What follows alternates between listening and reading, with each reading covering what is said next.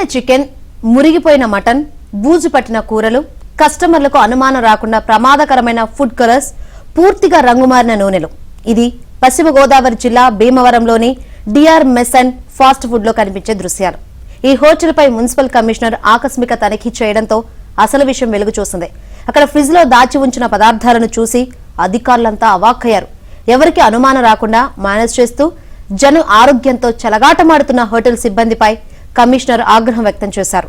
మరోవైపు ఈ fast food centre కు ట్రేడ్ లైసెన్స్ కూడా లేదని కమిషనర్ గుర్తించారు. దీంతో వెంటనే హోటల్ ను సీజ్ చేశారు.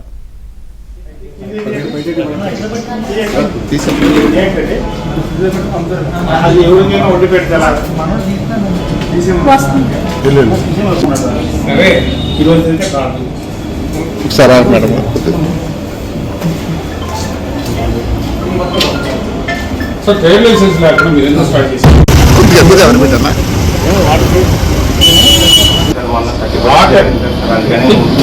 ఫస్ట్ కాదు, 31st అయితే వాడకపోతే ఫ్రిడ్జ్లో ఎందుకు పెట్టాలి? వాడని మీద తీసేయచ్చు కదా. చూడండి, ఒక పీస్ తీసి చూడండి ఆ సరకాయలని.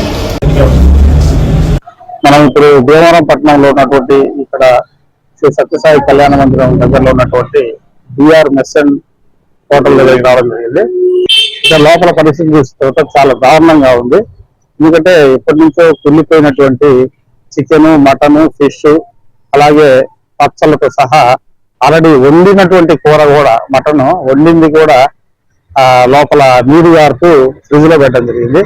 అవన్నీ బాగా ఇదైతే దాదాపు నాకు ఇచ్చిన ఉద్దేశం ప్రకారం ఒక 20 రోజుల దాకా ఉండొచ్చు. దీనికి మేము మున్సిపాలిటీ నుంచి ఎటువంటి ట్రేడ్ లైసెన్స్ కూడా లేకుండా వీళ్ళు నడుపుతున్నారని తెలిసింది.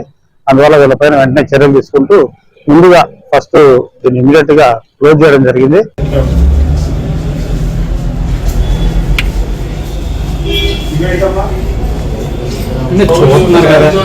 ఫ్రై